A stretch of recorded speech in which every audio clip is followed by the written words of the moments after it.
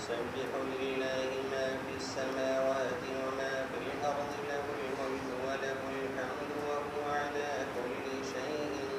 قدير هو الذي خلقكم فمنكم كافر ومنكم مؤمن والله بما تعملون بصير خلق السماوات والأرض بالحق وصوركم فأحسن صوركم وإليه المصير يعلم ما في السماوات والأرض ويعلم ما تسرون وما تعلنون والله عليم بذات الصدور ألم يأتكم نبأ الذين كفروا من قبل فذاقوا وبال أمرهم ولهم عذاب أليم ذلك بأنه كانت تأتيهم رسلهم بالبينات فقالوا أبشر يهدوننا فكفروا وتولوا واستغنى الله والله غني حميد زعم الذين كفروا أن لن يبعثوا قل بلى وربي لتبعثن ثم لتنبؤن بما عملتم وذلك على الله يسير فآمنوا بالله ورسوله والنور الذي أنزلنا والله بما تعملون خبير يوم يجمعكم ليوم الجمع ذلك يوم التغابن ومن يؤمن بالله ويعمل صالحا يكفر عنه سيئاته ويدخله جنات وتجري من تحتها الأنهار خالدين فيها أبدا ذلك الفوز العظيم والذين كفروا وكذبوا بآياتنا أولئك أصحاب النار خالدين فيها وبئس المصير الله أكبر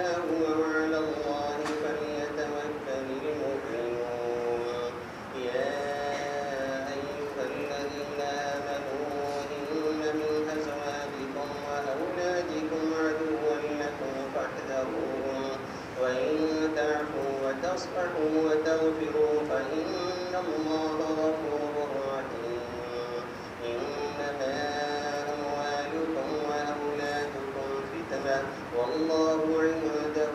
أجر عظيم فاتقوا الله ما استطعتم واسمعوا وأطيعوا وأنفقوا خيرا لأنفسكم ومن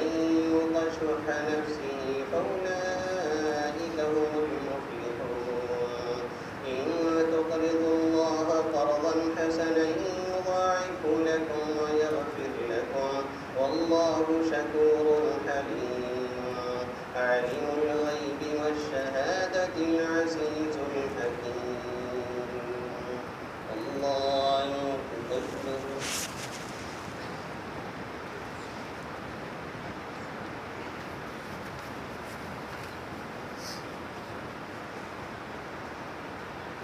سمع الله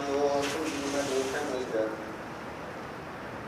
اللهم اهدنا فيمن هديت وعافنا فيمن عافيت وتولنا فيمن توليت وبارك لنا فيما أعطيت وقنا برحمتك شر ما قضيت فإنك تقضي ولا يقضى عليك إنه لا يذل من واليت ولا يعز من عاديت تباركت ربنا وتعاليت